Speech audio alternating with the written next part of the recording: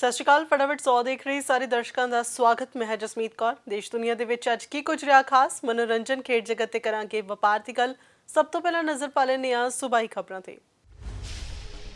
ਸ਼੍ਰੀ ਅਕਾਲ ਤਖਤ ਸਾਹਿਬ ਦੇ ਜਥੇਦਾਰ ਗਿਆਨੀ ਹਰਪ੍ਰੀਤ ਸਿੰਘ ਨੇ ਕੌਮ ਦੇ ਨਾਂ ਤੇ ਸੰਦੇਸ਼ ਜਾਰੀ ਕਰਦਿਆਂ ਅਪੀਲ ਕੀਤੀ ਹੈ ਕਿ ਸਿੱਖ ਸੰਗਤ ਗੁਰੂ ਘਰਾਂ ਦੇ ਬਾਹਰ ਬੰਦੀ ਸਿੰਘਾਂ ਦੀਆਂ ਤਸਵੀਰਾਂ ਤੇ ਉਹਨਾਂ ਨੂੰ ਕਿੰਨਾ ਸਮਾਂ ਜੇਲ੍ਹਾਂ ਵਿੱਚ ਬੰਦ ਰੱਖਿਆ ਗਿਆ, ਇਸ ਦੀ ਜਾਣਕਾਰੀ ਸਾਂਝੀ ਕਰਨ।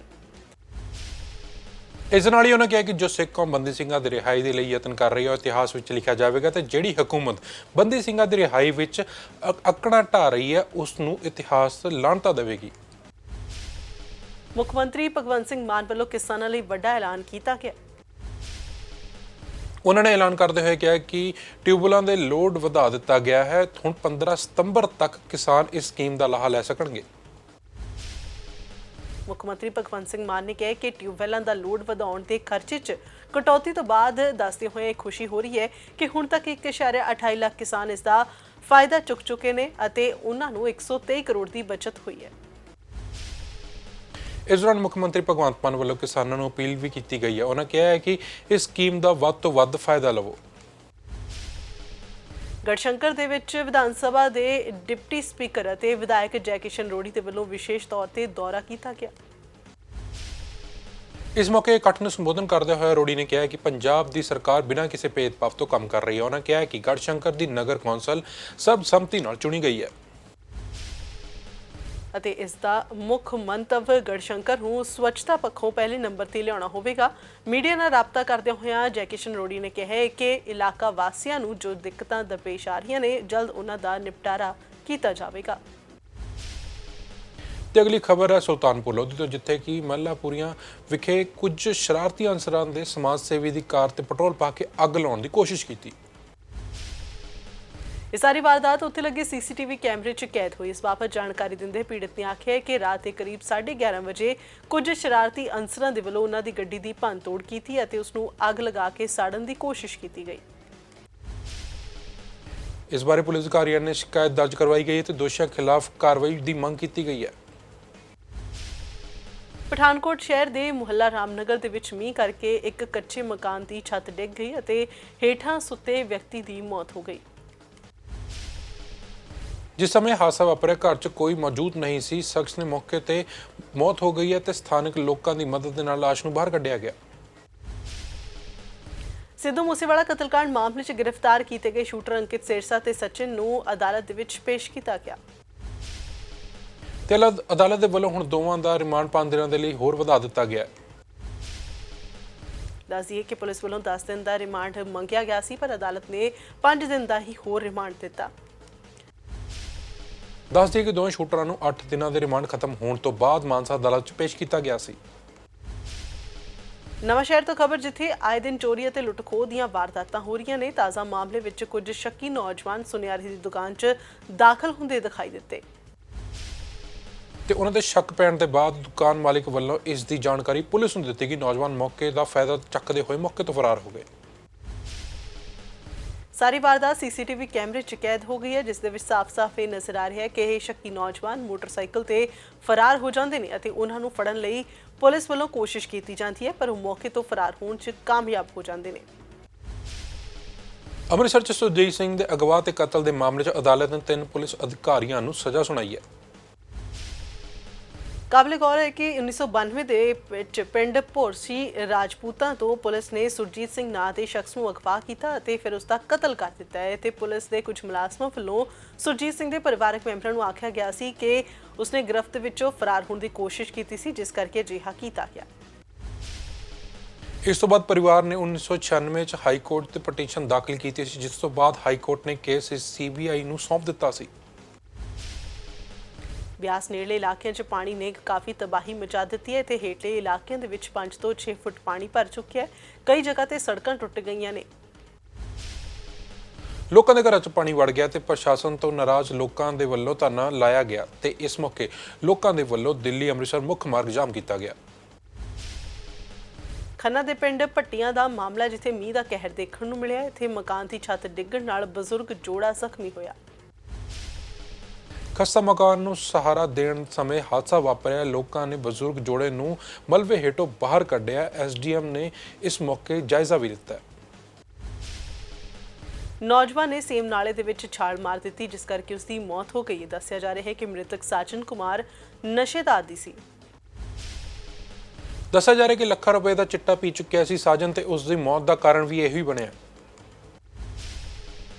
ਗੁਰਦਾਸਪੁਰ ਦੇ ਪਿੰਡ ਮਠੋਲਾ ਵਿਖੇ ਇੱਕ ਨਿੱਜੀ ਕੰਪਨੀ ਦੀ ਬੱਸ ਬਾਈਕ ਸਵਾਰ ਨੂੰ ਬਚਾਉਣ ਦੇ ਚੱਕਰ ਵਿੱਚ ਖੇਤਾਂ ਵਿੱਚ ਜਾ ਪਲਟੀ, ਜਿਸ ਦੇ ਹਾਦਸੇ ਦੌਰਾਨ ਬੱਸ ਵਿੱਚ ਸਵਾਰ ਇੱਕ ਸਕੂਲ ਵਿਦਿਆਰਥੀ ਦੀ ਮੌਤ ਹੋ ਗਈ ਹੈ, ਜਦਕਿ ਦੂਜੇ ਕਈ ਜ਼ਖਮੀ ਹੋ ਗਏ ਹਨ। ਹਸਪਤਾਲ ਵਿੱਚ ਇਲਾਜ ਤੋਂ ਬਾਅਦ ਜ਼ਖਮੀਆਂ ਨੂੰ ਛੁੱਟੀ ਦੇ ਦਿੱਤੀ ਗਈ ਹੈ।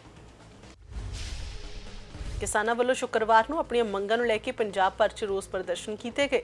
ਫਾਜ਼ਿਲਕਾ ਵਿਖੇ ਕਿਸਾਨਾਂ ਨੇ ਆਪਣੀਆਂ ਮੰਗਾਂ ਦੇ ਸੰਬੰਧ ਵਿੱਚ ਇੱਕ ਮੰਗ ਪੱਤਰ ਏਡੀਸੀ ਹਰਚਰਨ ਸਿੰਘ ਨੂੰ ਸੌਂਪਿਆ। ਇਸ ਵਿੱਚ ਕਿਸਾਨਾਂ ਦੀ ਖਰਾਬ ਹੋਈ ਫਸਲਾਂ ਦੇ ਲਈ ਗਿਰਦਾਵਰੀ ਕਰਾਉਣ ਦੀ ਮੰਗ ਕੀਤੀ ਗਈ ਹੈ। ਕਪੂਰਥਲਾ ਦੇ ਹਮੀਰਾ ਵਿਖੇ ਕਿਸਾਨਾਂ ਵੱਲੋਂ ਸ਼ਰਾਬ ਫੈਕਟਰੀ ਅੱਗੇ ਧਰਨਾ ਲਗਾਇਆ ਗਿਆ। ਕਿਸਾਨਾਂ ਦਾ ਕਹਿਣਾ ਹੈ ਕਿ ਫੈਕਟਰੀ ਦੇ ਦੂਸ਼ਿਤ ਪਾਣੀ ਨਾਲ ਉਹਨਾਂ ਦੀਆਂ ਫਸਲਾਂ ਖਰਾਬ ਹੋ ਰਹੀਆਂ ਨੇ। ਆਗੂਆਂ ਦਾ ਕਹਿਣਾ ਸੀ ਕਿ ਜੇਕਰ ਉਹਨਾਂ ਦੀਆਂ ਹੱਕੀ ਮੰਗਾਂ ਨਾ ਮੰਨੀਆਂ ਗਈਆਂ ਤਾਂ ਸੰਘਰਸ਼ ਹੋਰ ਤੇਜ਼ ਹੋਵੇਗਾ। ਖਬਰ ਫਲੋਰ ਦੀ, ਜਿੱਥੇ ਕਿ ਦੇਰ ਰਾਤ ਘਰ 'ਚ ਜ਼ਬਰੀ ਦਾਖਲ ਹੋ ਕੇ ਨੌਜਵਾਨ ਦੇ ਵੱਲੋਂ 14 ਸਾਲਾ ਨਾਬਾਲਿਗ ਲੜਕੀ ਨਾਲ ਜਬਰ ਜਨਾਹ ਦਾ ਮਾਮਲਾ ਸਾਹਮਣੇ ਆਇਆ। ਘਰ ਦੇ ਵਿੱਚ ਦਾਖਲ ਹੋ ਕੇ ਇਹਨਾਂ ਨੌਜਵਾਨਾਂ ਨੇ ਲੜਕੀ ਨੂੰ ਕਮਰੇ 'ਚ ਬੰਦੀ ਬਣਾ ਕੇ ਉਸ ਨਾਲ ਜਬਰ ਜਨਾਹ ਕੀਤਾ। ਲੜਕੀ ਵੱਲੋਂ ਰੌਲਾ ਪਾਉਣ ਤੋਂ ਬਾਅਦ ਭਰਾ ਤੇ ਗੁਆਂਢੀ ਨੀਂਦ 'ਚੋਂ ਜਾਗ ਗਏ, ਜਿਨ੍ਹਾਂ ਵੱਲੋਂ ਫਿਰ ਮੁੰਡੇ ਨੂੰ ਫੜ ਕੇ ਉਸ ਦਾ ਕਟਾਪਾ ਚਾੜਿਆ ਗਿਆ ਤੇ ਪੁਲਿਸ ਹਵਾਲੇ ਕੀਤਾ ਗਿਆ।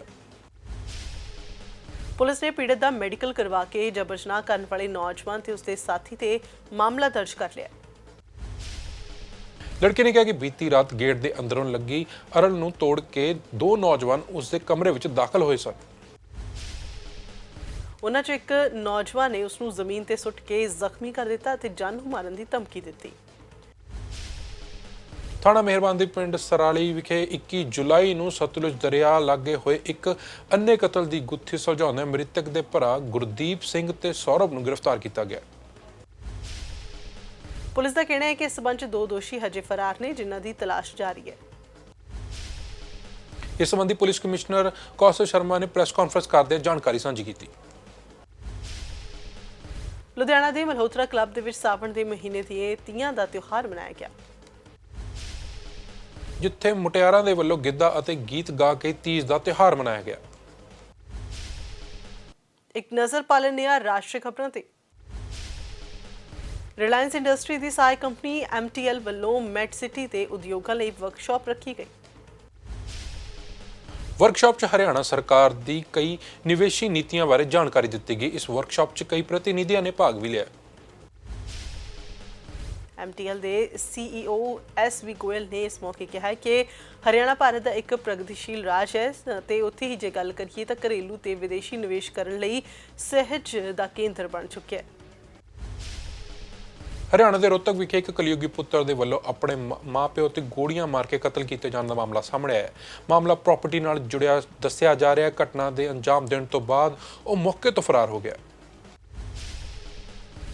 ਘਟਨਾ ਦੀ ਸੂਚਨਾ ਮਿਲਦਿਆਂ ਪੁਲਿਸ ਟੀਮ ਮੌਕੇ ਤੇ ਪਹੁੰਚੀ ਤੇ ਜਾਂਚ ਸ਼ੁਰੂ ਕਰ ਦਿੱਤੀ ਗਈ। ਪੁਲਿਸ ਨੇ ਲਾਸ਼ਾਂ ਨੂੰ ਪੋਸਟਮਾਰਟਮ ਲਈ ਰੋਹਤਕ PGI ਭੇਜਿਆ ਅਤੇ ਪੁਲਿਸ ਦਾ ਦਾਅਵਾ ਹੈ ਕਿ ਦੋਸ਼ੀ ਬੇਟੇ ਨੂੰ ਜਲਦ ਹੀ ਗ੍ਰਿਫਤਾਰ ਕਰ ਲਿਆ ਜਾਵੇਗਾ। ਦੱਸ ਦਈਏ, ਪਿਛਲੇ ਕਾਫੀ ਦਿਨਾਂ ਤੋਂ ਤਾਰਾ ਹੋਟਲ ਦੇ ਮਾਲਿਕ ਤੇ ਉਸ ਦੇ ਪੁੱਤਰ ਹੋਟਲ ਆਪਣੇ ਨਾਂ ਕਰਵਾਉਣ ਲਈ ਦਬਾਅ ਬਣਾ ਰਿਹਾ ਸੀ, ਪਰ ਵਿਅਕਤੀ ਨੇ ਹੋਟਲ ਉਸ ਦੇ ਨਾਂ ਕਰਨ ਤੋਂ ਇਨਕਾਰ ਕਰ ਦਿੱਤਾ, ਜਿਸ ਮਗਰੋਂ ਪੁੱਤ ਵੱਲੋਂ ਇਹ ਵਾਰਦਾਤ ਨੂੰ ਅੰਜਾਮ ਦਿੱਤਾ ਗਿਆ।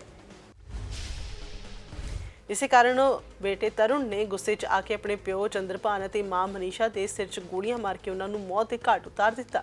ਪੁਲਿਸ ਦਾ ਕਹਿਣਾ ਹੈ ਕਿ ਸ਼ਰਾਬ ਦੇ ਨਸ਼ੇ ਦੇ ਵਿੱਚ ਉਸਨੇ ਅਜਿਹੀ ਘਟਨਾ ਨੂੰ ਅੰਜਾਮ ਦਿੱਤਾ। ਮਮਤਾ ਬੈਨਰਜੀ ਦੀ ਅਗਵਾਈ ਵਾਲੀ ਸਰਕਾਰ 'ਚ ਮੰਤਰੀ ਪਾਰਬ ਚੈਟਰਜੀ ਦੀ ਕਰੀਬੀ ਮੰਨੀ ਜਾਣ ਵਾਲੀ ਅਰਪਿਤਾ ਮੁਖਰਜੀ ਦੇ ਘਰ 'ਚ ED ਨੇ ਛਾਪੇਮਾਰੀ ਕੀਤੀ ਤੇ ਕਰੀਬ 20 ਕਰੋੜ ਰੁਪਏ ਦੀ ਨਕਦੀ ਬਰਾਮਦ ਕੀਤੀ ਗਈ ਹੈ। ED ਦੀ ਛਾਪੇਮਾਰੀ ਤੋਂ ਸੁਰਖੀਆਂ ਵਿੱਚ ਆਈ ਅਰਪਿਤਾ ਦੀ ਗੱਲ ਕਰੀਏ ਤਾਂ ਉਹ ਬੰਗਲਾ ਫਿਲਮ ਇੰਡਸਟਰੀ 'ਚ ਵੀ ਕੰਮ ਕਰ ਚੁੱਕੀ ਹੈ। ਅਰਪਿਤਾ ਹੁਣ ED ਦੀ ਛਾਪੇਮਾਰੀ 'ਚ ਮਿਲੇ 20 ਕਰੋੜ ਤੋਂ ਬਾਅਦ ਚਰਚਾ 'ਚ ਹੈ। ਅਰਪਿਤਾ ਮੁਖਰਜੀ ਬਾਰੇ ਕਿਹਾ ਜਾ ਰਿਹਾ ਹੈ ਕਿ ਉਹ ਪੱਛਮੀ ਬੰਗਾਲ ਸਰਕਾਰ ਦੇ ਮੰਤਰੀ ਪਾਰਥ ਚੈਟਰਜੀ ਦੀ ਕਰੀਬੀ ਹੈ।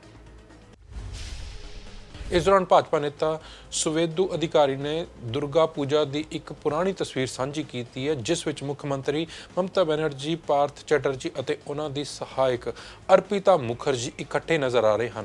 अधिकारियों ने कहा कि यह सिर्फ एक ट्रेलर है, पिक्चर आनी बाकी है। रुक करते हैं अंतरराष्ट्रीय खबरों के ਵੱਲ।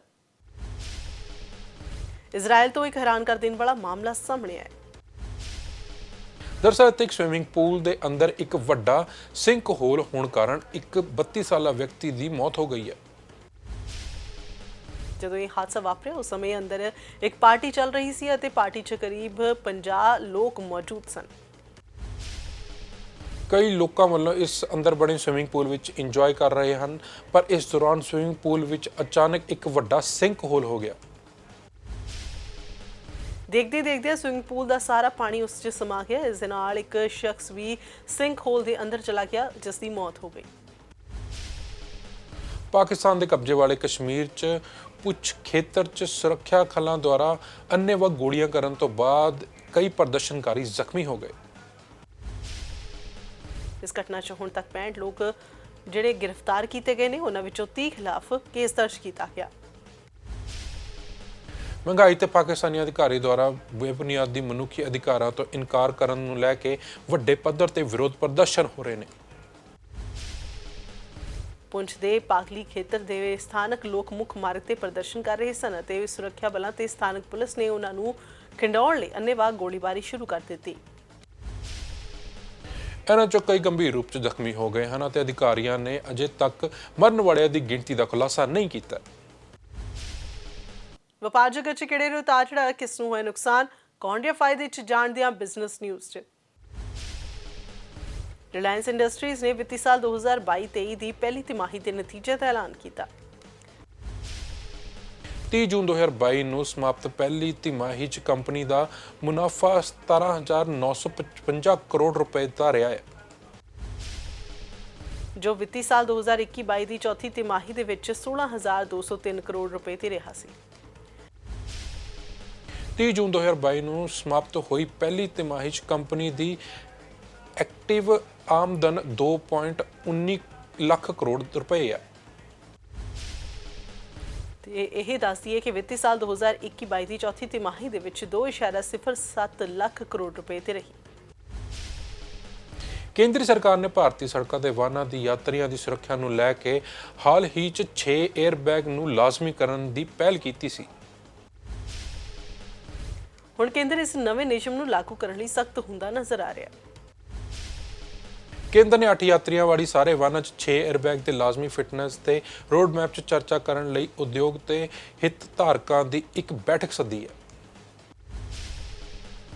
ਆਟੋ ਇੰਡਸਟਰੀ ਤੇ ਕੁਝ ਵਾਹਨ ਨਿਰਮਾਤਾਵਾਂ ਨੇ ਕਿਹਾ ਕਿ 6 에ਅਰਬੈਗ ਨੂੰ ਵਾਹਨਾਂ 'ਚ ਸ਼ਾਮਲ ਕਰਨ ਨਾਲ ਕਾਰਾਂ ਮਹਿੰਗੀਆਂ ਹੋ ਜਾਣਗੀਆਂ, ਜਿਸ ਦਾ ਅਸਰ ਵਾਹਨ ਦੀ ਵਿਕਰੀ ਤੇ ਪਵੇਗਾ। ਸਰਕਾਰ ਦਾ ਮੰਨਣਾ ਹੈ ਕਿ 에ਅਰਬੈਗ ਲਾਉਣ ਤੇ ਇੱਕ ਛੋਟੀ ਕਾਰ ਦੀ ਕੀਮਤ 6,000 ਤੋਂ 10,000 ਰੁਪਏ ਪ੍ਰਤੀ ਦੀ ਲਾਗਤ ਵਧੇਗੀ। ਇੱਕ ਨਜ਼ਰ ਬਾਲੀਵੁੱਡ ਗੱਪਸ਼ਪ ਤੇ ਵੱਲ। ਬਾਲੀਵੁੱਡ ਅਦਾਕਾਰ ਰਣਬੀਰ ਕਪੂਰ ਦੀ ਫਿਲਮ ਸ਼ਮਸ਼ੇਰਾ ਰਿਲੀਜ਼ ਹੋ ਗਈ ਹੈ। ਫਿਲਮ ਨੂੰ ਲੈ ਕੇ ਦਰਸ਼ਕਾਂ ਦੀ ਮਿਲੀ ਜੁਲੀ ਪ੍ਰਤੀਕਿਰਿਆ ਸਾਹਮਣੇ ਆ ਰਹੀ ਹੈ। ਅਜਿਹੇ 'ਚ ਆਲੀਆ ਨੇ ਸੋਸ਼ਲ ਮੀਡੀਆ ਤੇ ਆਪਣੀ ਪਿਆਰੀ ਜਿਹੀ ਤਸਵੀਰ ਸਾਂਝੀ ਕੀਤੀ ਹੈ। ਲੋਕਾਂ ਨੂੰ ਰਣਬੀਰ ਕਪੂਰ ਦੀ ਫਿਲਮ ਸ਼ਮਸ਼ੇਰਾ ਦੇਖਣ ਦੀ ਅਪੀਲ ਕੀਤੀ ਹੈ। ਉਹਨਾਂ ਦੀ ਇਸ ਟੀ-ਸ਼ਰਟ ਤੇ ਨਾਰੰਗੀ ਰੰਗ ਦੀ ਕਢਾਈ ਦੇ ਨਾਲ ਹਿੰਦੀ ਦੇ ਵਿੱਚ ਕਪੂਰ ਲਿਖਿਆ ਹੈ। ਪਿਆਰੀ ਜਿਹੀ ਤਸਵੀਰ ਦੇ ਨਾਲ ਆਲੀਆ ਨੇ ਲਿਖਿਆ, ਕਪੂਰ ਦਾ ਦਿਨ ਸ਼ਮਸ਼ੇਰਾ ਹੁਣ ਸਿਨੇਮਾ ਘਰਾਂ ਦੇ ਵਿੱਚ ਜਾਓ ਦੇਖੋ।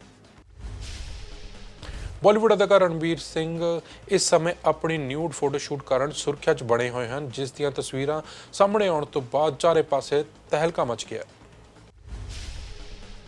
ਪ੍ਰਸ਼ੰਸਕਾਂ ਦੇ ਨਾਲ ਨਾਲ ਇੰਡਸਟਰੀ ਦੇ ਲੋਕ ਵੀ ਹੈਰਾਨ ਰਹਿ ਗਏ। ਬੰਗਾਲੀ ਅਦਾਕਾਰਾ ਮਿਮੀ ਚੱਕਰਵਰਤੀ ਨੇ ਵੀ ਇਸ ਤੇ ਪ੍ਰਤੀਕਿਰਿਆ ਦਿੱਤੀ। ਨਾਲ ਹੀ ਔਰਤਾਂ ਨਾਲ ਜੁੜੀਆਂ ਇੱਕ ਸਵਾਲ ਵੀ ਉਹਨਾਂ ਦੇ ਵੱਲੋਂ ਕੀਤਾ ਗਿਆ।